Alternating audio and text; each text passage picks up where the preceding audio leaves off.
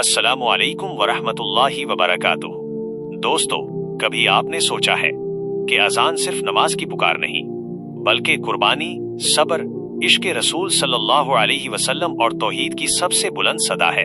और जब भी अजान का जिक्र आता है तो एक नाम दिल में गूंजता है, हजरत बिलाल रजी अल्लाह अन्हु। दोस्तों, मेरा नाम है सज्जाद अहमद मागरे। आज का ये व्लॉग सिर्फ एक मुअज्जिन की कहानी नहीं, ये गुलामी से आजादी, जुल्म से सब्र और ईमान की फतह की दास्तान है। हजरत बिलाल मौजूदा इथोपिया के रहने वाले थे।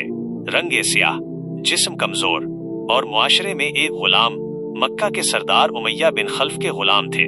ऐसे जमाने में जब गुलाम को इंसान नहीं समझा जाता था।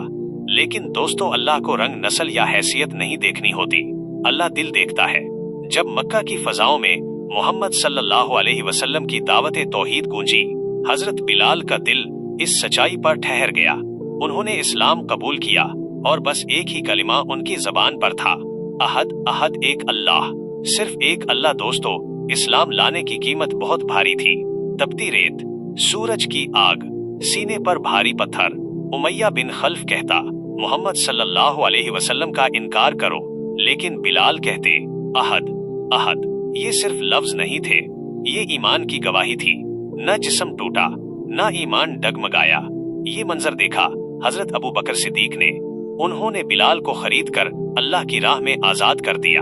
एक गुलाम अब आजाद था, लेकिन असल आजादी ईमान की थी। हिजरत के बाद मदीना मुनव्वरा में सवाल उठा, नमाज के लिए लोगों को कैसे बुलाया जाए।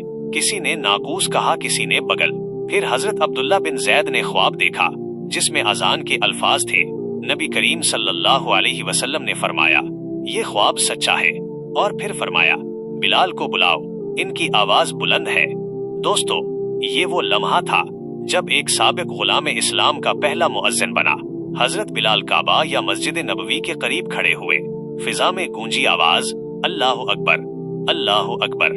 ये सिर्फ अजान नहीं थी, ये ऐलान था कि अब गुलामी खत्म, अब अल्लाह की हुक्मरानी है। जमीन कांप उठी, दिल रो पड़े।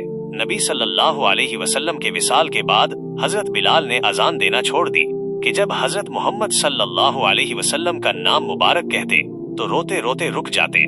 सालों बाद जब मदीना आए और एक बार अजान दी तो पूरा मदीना रो पड़ा। दोस्तों, हजरत बिलाल हमें सिखाते हैं, ईमान रंग नहीं देखता, अल्लाह दिल देखता है।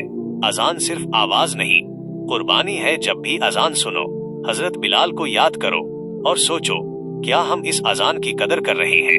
अगर ये व्लॉग आपके दिल को छू गया हो तो वीडियो को लाइक करें, शेयर करें और चैनल को सब्सक्राइब करें, ताकि हक की आवाज और बुलंद हो सके। अल्लाह हमें हजरत बिलाल जैसा ईमान अता फरमाए। आमीन।